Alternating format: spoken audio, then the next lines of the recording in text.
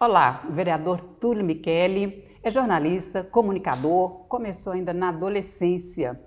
Também já foi líder estudantil e é fundador do canal de notícias Boca no Trombone. É um pouco dessa história de vida antes dele chegar aqui no parlamento enquanto vereador da Câmara Municipal de Uberaba que nós vamos conversar, bater um papo aqui. Seja muito bem-vindo, viu, Túlio, para a gente falar um pouco dessa sua história de vida. Obrigado, Bacira. Obrigado pelo convite. Bacana a gente poder falar um pouquinho. Você começou no Lavoura, que você até chama de lendário jornal Lavoura e Comércio, ali da família Jardim, né, que fica na Rua Vigário Silva.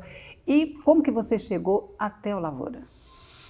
Eu sempre tive um sonho de lidar com comunicação, né? Eu sempre gostei muito de rádio, sempre gostei muito de ler jornal, de assistir telejornal. Isso já na adolescência já era um diferencial, né? Que eu tentava entender aonde que eu queria chegar. E aí eu tive essa oportunidade de, um belo dia, lá no Lavoura e Comércio, começar lá dentro do parque gráfico que eles tinham aqui dentro. Achava tudo aquilo muito maravilhoso, tudo muito bonito. E cheguei num dia para limpar respingos de tinta de impressão no chão, e de lá, pouco tempo depois, eu já fui para dentro do antigo CPD, que a gente chamava de Centro de Processamento de Dados. Paguei meu próprio curso trabalhando em lanchonete, trabalhando vendendo salgado para conseguir custear meus cursos. E de lá para cá eu fiz essa carreira jornalística aí. E lá no Lavoura eu comecei bem novinho, com meus 16 anos, de 15 para 16 anos, naquela época que podia trabalhar, né, vacina? E aí a gente, mais que rápido, a gente também já foi para dentro da diagramação do jornal. Eu acho que eu posso dizer que eu sou um dos poucos jornalistas aqui em Uberaba que consegui viver todos os mundos do jornalismo. Eu sou da época dos linotipos, que se montava jornal aqui em Uberaba com pedaços de chumbo, com linotipeira. Então vivi da linotipeira, a rotoplana, o offset, então eu consegui ver tudo isso e foi muito bacana essa história que eu consegui construir até aqui. Você é uberabense, nasceu em Uberaba. E onde você estudou aqui em Uberaba? Nascido, criado e, se Deus quiser, um dia com os restos mortais aqui sepultados. Eu nasci no dia 6 de fevereiro de 1982, no Hospital Santa Cecília, hoje UPA São Benedito. Nasci lá no dia 6 de fevereiro, sou filho da dona Sônia Bernadette, neto da dona Irani e do seu Dilson, e com muito orgulho, venho de uma família muito humilde, mas muito correta, muito reta em todos os seus objetivos, em todas as nossas situações. E no dia 6 veio essa criança ao mundo.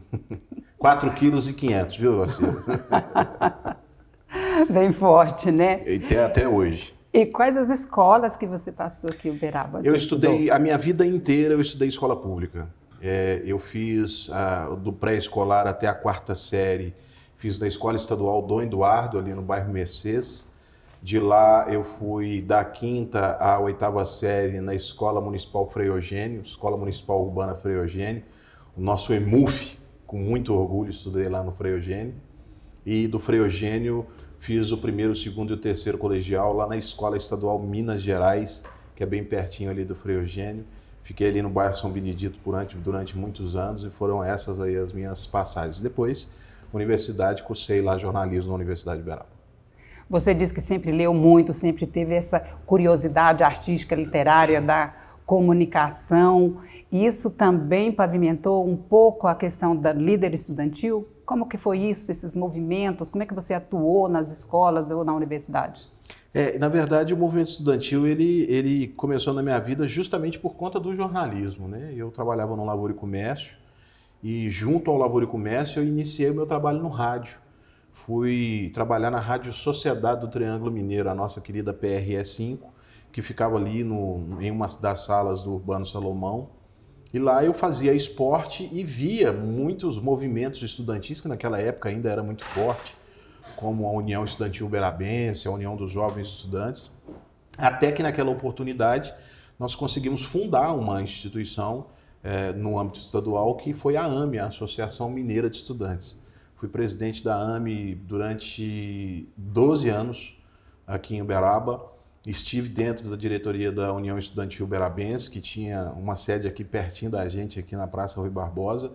E esse movimento estudantil me ensinou muita coisa. Me ensinou a gostar de política, me ensinou a gostar de transformar a vida das pessoas. E desse movimento de lá para cá, depois do movimento estudantil, a gente passou a atuar nas juventudes partidárias. Fui presidente durante 8 anos da juventude do PSDB aqui em Uberaba. Enfim, foi um movimento estudantil que realmente me despertou para esse mundo político, que a gente sabe que tudo na vida da gente envolve política e é importante a gente saber de onde vieram as nossas origens. Dessa origem sua profissional, enquanto da comunicação, você já falou, esteve no Lavoura, foi para a rádio, por onde mais você transitou? Acho que quase todos os veículos de comunicação aqui em Uberaba. Vamos lá, vamos para a lista. Eu comecei no Jornal Lavoura e Comércio. Dentro do Jornal Lavoura e Comércio, eu tive uma oportunidade de ir para a Rádio Sociedade, né, para a antiga PRE5. Fui narrador de futebol lá na Rádio Sociedade.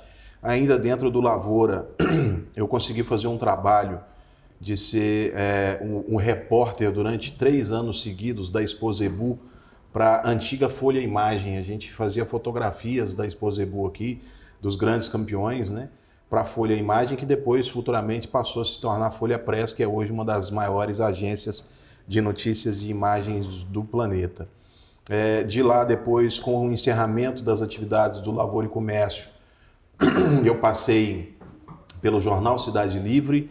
Depois do Jornal Cidade Livre, eu tive uma passagem pela Rádio Difusora aqui em Uberaba, pela Rádio Uberaba, também passei pelo Jornal de Uberaba, pelo Jornal da Manhã, pela Rádio JM e Rádio Metropolitana. Foram esses os veículos de comunicação dos quais eu defendi aqui. Praticamente todos mesmo, né? Eu costumo dizer que eu só não trabalhei na Rádio Sete Colinas, que eu tenho um carinho muito grande por todos de lá, e na TV Integração. De resto, eu já passei por todos os veículos aqui de Uberaba, sem sombra de dúvida. Isso te trouxe também então, grande experiência, até você decidir abrir o seu próprio canal de notícias Caboclo no Trombone. Na verdade, Vacira, isso começou lá no dia 24 de outubro de 2003.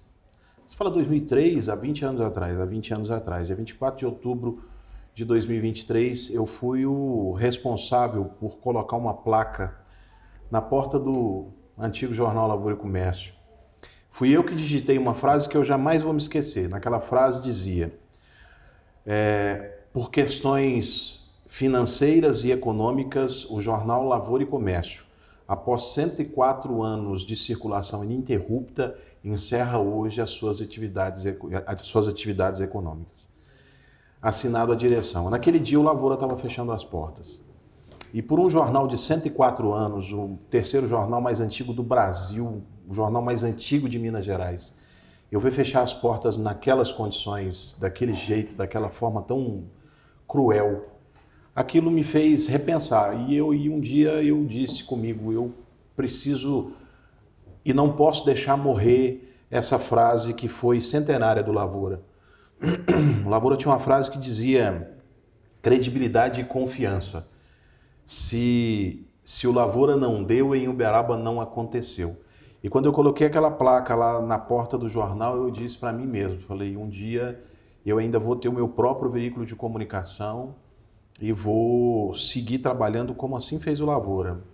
Muito respeito às pessoas, muito respeito às famílias, e foi ali que eu aprendi que é possível a gente fazer jornalismo respeitando as pessoas, trazendo a notícia como ela precisa ser mostrada, mas acima de tudo respeitando quem está por trás dela. Seja um crime, seja um material político, seja um material econômico, a gente tem que sempre respeitar as pessoas e saber dar essa informação.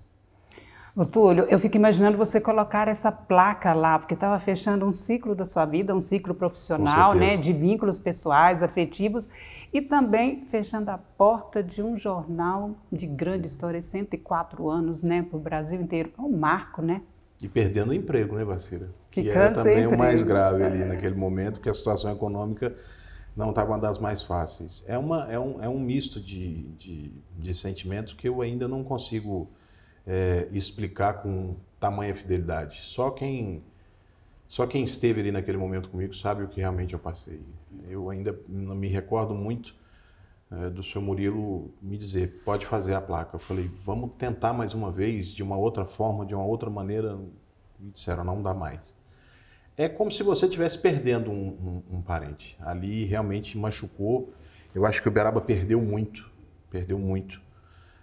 Mas, infelizmente, esse tipo de coisa, as pessoas, as empresas, elas têm data para começar e, infelizmente, para terminar. Não é o que a gente queria, mas vamos avançando. Por isso que está aí o Boca no Trombone hoje. Por isso que você pensou, então, em começar essa empresa?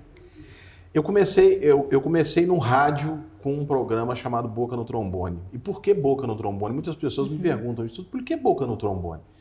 Lá no Lavoura e Comércio tinha uma coluna que se chamava Boca do Povo, que era uma coluna onde as pessoas todos os dias chegavam na recepção do jornal e falavam, olha, eu estou com esse problema lá na minha casa, eu estou com esse problema na minha rua, eu estou com esse problema lá no meu bairro, eu queria que pudesse solucionar. E aí, lá na Rádio JM, isso em 2015, eu conversando com o Luiz Ciabotti, me deu a oportunidade de fazer um programa à noite, que era um programa de auxílio, né, à população e de deixar o canal aberto. E aí nós conversamos, ele falou, como é que você quer chamar esse programa? Eu falei, na Boca no Trombone. Ele falou, beleza, você não acha muito popular? Eu falei, exatamente essa a intenção, ser muito popular. O primeiro programa foi ao ar no dia 6 de junho de 2015 e durou um ano na programação da rádio. Por questões, né, econômicas, a gente sabe que rádio hoje ele é muito volátil, né? Às vezes o que funciona durante um período, depois de um ano não funciona mais.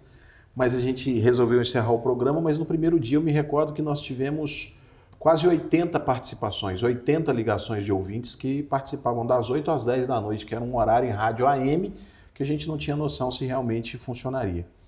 Em 2016 ficou um pouco adormecido esse projeto, e aí um belo dia falei, muita gente cobrava, né? Túlio, o jornalismo que você faz é diferente, você tem uma linguagem muito popular, você tem um jeito diferente de dar notícia, muito respeitoso sempre, tenta de uma outra forma, uma outra rádio, um jornal, quem sabe.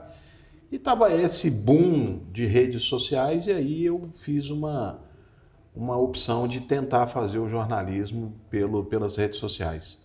Graças a Deus deu muito certo, hoje nós estamos chegando aí à marca de 300 mil seguidores em 6 anos de trabalho.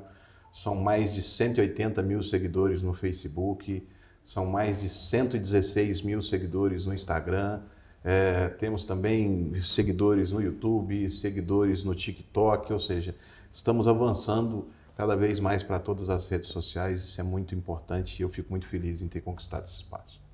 O instrumento trombone, ele ecoa assim fortemente, né? Assim é o seu programa, suas notícias? Eu ouso dizer, Vacira, que eu nem estive nem perto do trombone até hoje, mas quem sabe numa próxima oportunidade. Gosto muito de sax, mas não ia ficar legal Boca no sax, né? Mas eu costumo dizer que o jornalismo, e nós sabemos bem disso, o jornalismo ele só é válido a partir do momento que você consegue fazer diferença na vida das pessoas. Se você conseguir mudar, que seja 1 segundo na vida daquela pessoa, aí o jornalismo se torna válido. O nome ele já é sugestivo, o instrumento já é sugestivo, como você mesma disse agora. O que falta é a ferramenta para chegar nas pessoas. Se a gente não tiver a confiança do cidadão, esse trombone não vai ecoar. E se a gente não estiver falando a verdade, esse trombone também não vai ecoar.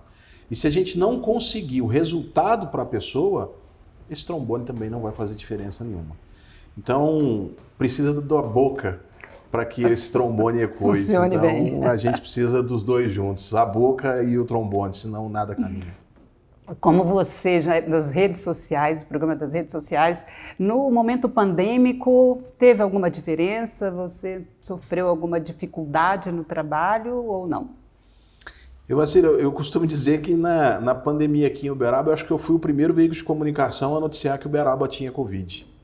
Eu me recordo muito bem disso, foi numa coletiva de imprensa lá na ABCZ, estavam fazendo o lançamento da Exposebu, e naquele momento havia chegado a informação para mim de que nós tínhamos 4 casos confirmados de Covid em Uberaba. E na coletiva de imprensa eu calcei a cara e perguntei ao prefeito naquele momento.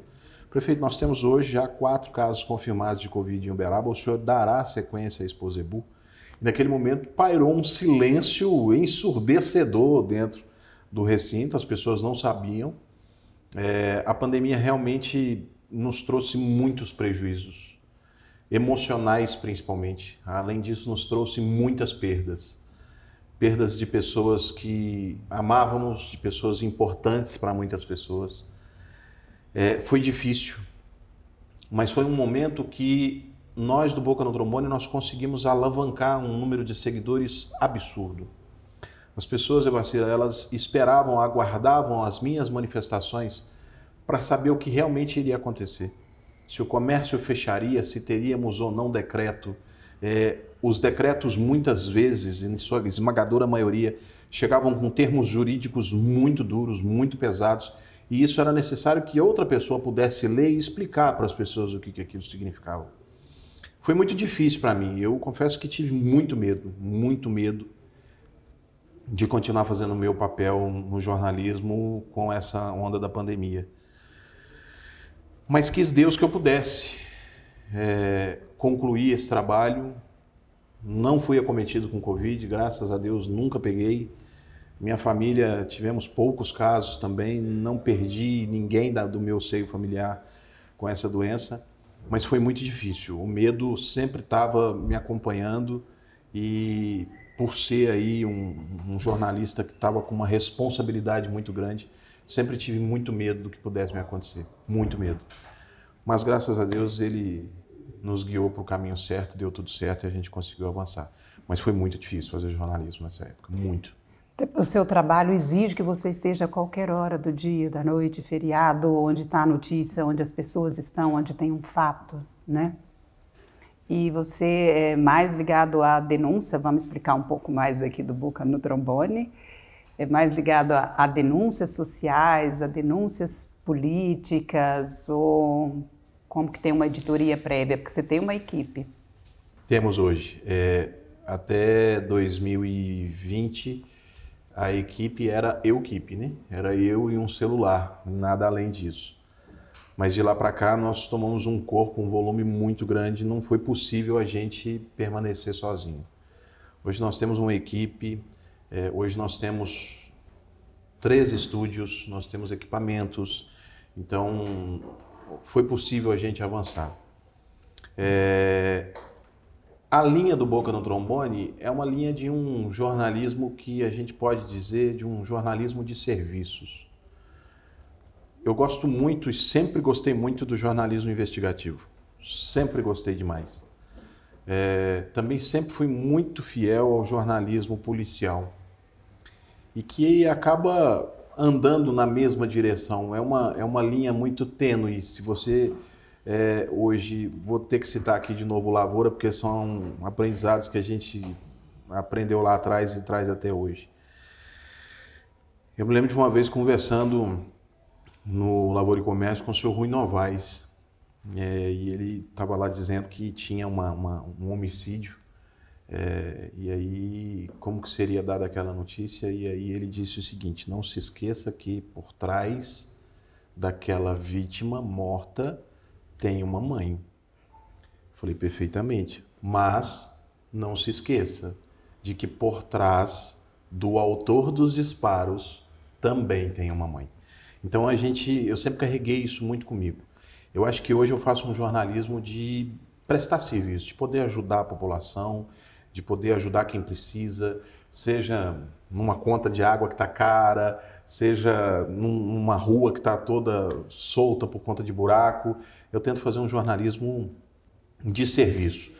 Eu não gosto de dizer que é uma profissão, Evacira, eu gosto de dizer que é uma missão, e eu tenho que terminar essa missão minha. Você cita aí o Lavoura, foi o meu berço no jornalismo também, no Jornal Lavoura e Comércio. Agora, como referência de vida, como sua referência jornalística, o que mudou de lá para cá, Túlio, em termos de jornalismo? Como está Uberaba? O que evoluiu também nesse trabalho todo, nessa missão? Temos mais 3 horas para a gente conseguir fazer o programa. Se a gente tiver mais 3 horas, eu consigo te contar. Evacira, mudou tudo. Mudou tudo. Jornalisticamente mudou tudo, né? Eu te disse daqui a pouco que eu fazia página de jornal com chumbo. Hoje eu preciso de um telefone na mão, né? Câmera, eu fazia fotos, por exemplo, para a Folha Imagem lá atrás com a Pentax K1000, que era com filme. As pessoas que talvez vão nos acompanhar jamais vão imaginar o que é uma Pentax K1000 com filme exposto. Aí você chegava para revelar e o filme estava queimado, você ficava desesperado, falava, meu Deus, eu perdi tudo que eu fiz. Hoje não, hoje é um celular. Então, assim, tecnologicamente mudou tudo. O que a gente aprende lá atrás, Evacira, a gente leva para o resto da vida, né? A gente tem que saber lidar com esses ensinamentos.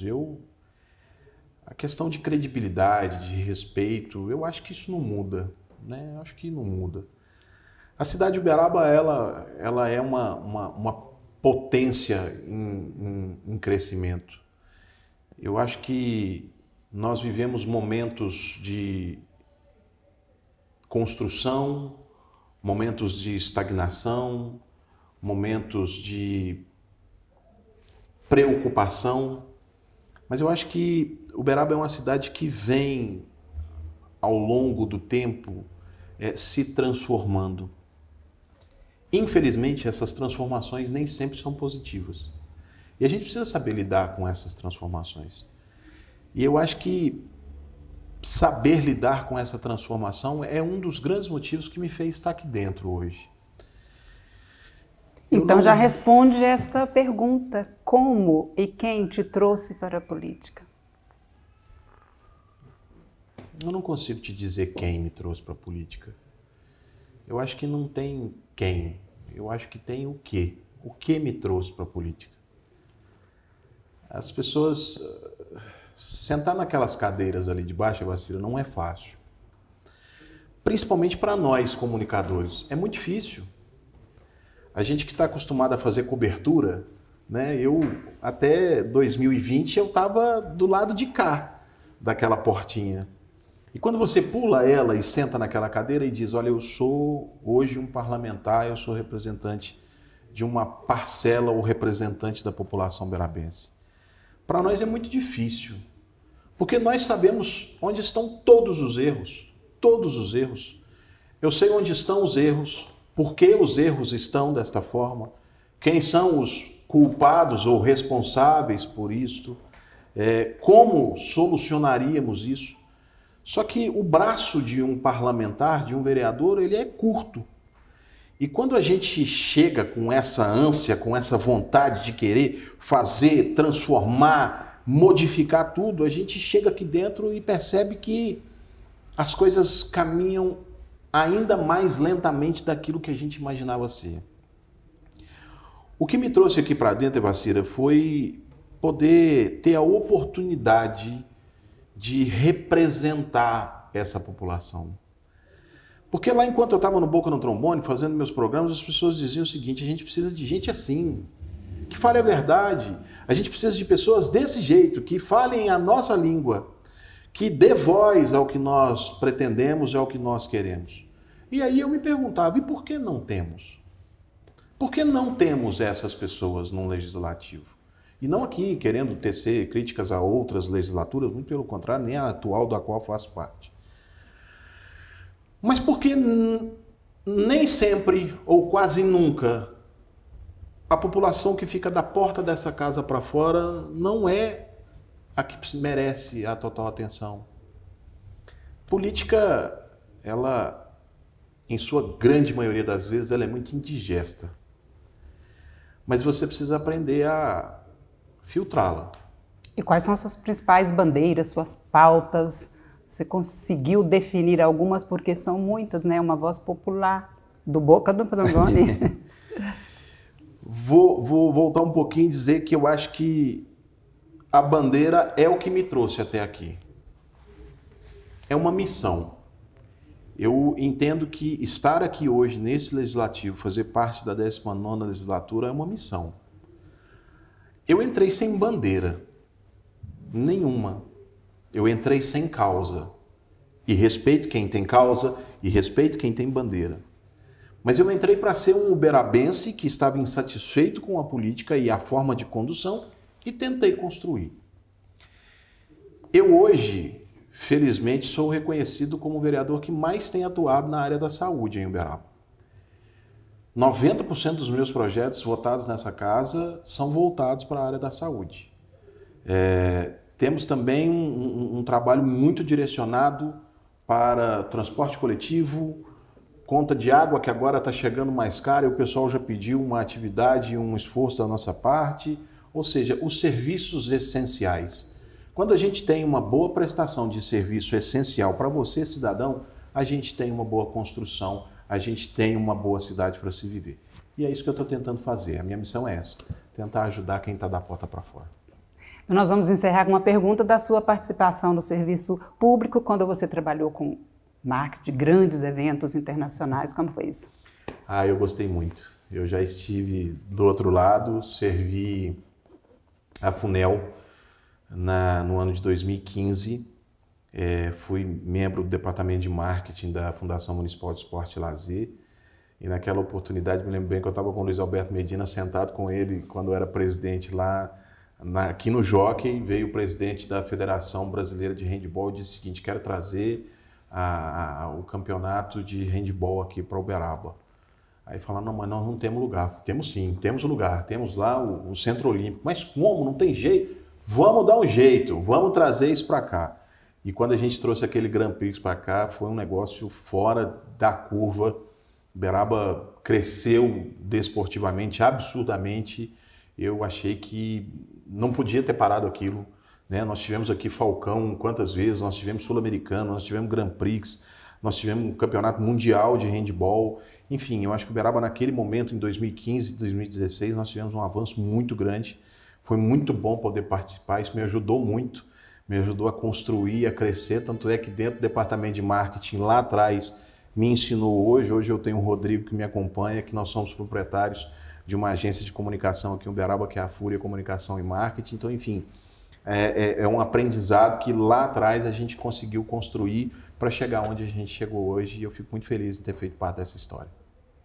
Túlio, encerramos aqui a nossa entrevista, a nossa conversa, né? E deixou em aberto vários assuntos para pautas futuras. E eu desejo aqui, em nome de toda a nossa equipe, muito sucesso para você. Obrigado. Desculpa ter demorado tanto chegar aqui. Eu nunca imaginei, Bacira, que ser vereador tinha que ter agenda. E aí as agendas realmente são pesadas, são duras. Eu acordo cedo e chego em casa às 11 horas da noite. Mas que bom poder participar aqui com você. Obrigado por ter me escolhido para participar aqui. Você sabe o carinho que eu tenho por você. Eu acho que nós, como colegas de profissão, eu tenho que te agradecer por tudo que você já fez, por tudo que você já construiu também na cidade de Uberaba. Sei da sua luta, sei da sua batalha, sei o quanto a gente várias e várias vezes é desmerecido pelo que a gente faz, mas você tem feito um papel excelente aqui nessa casa, parabéns, e estou pronto. Próxima vez só me chamar aqui que a gente vem novamente. Muito obrigada. Obrigado, querida. E realmente estava esperando essa entrevista há muito tempo, mas eu reconheço, sei como que funcionam as agendas, e valeu a pena esperar, viu? Obrigado. Acabei de entrevistar o vereador Túlio Micheli. Esse programa também você pode acompanhar depois no nosso canal YouTube. Mas agora, continue aí com a nossa programação na TV Câmara. Muito obrigada por sua companhia e até breve.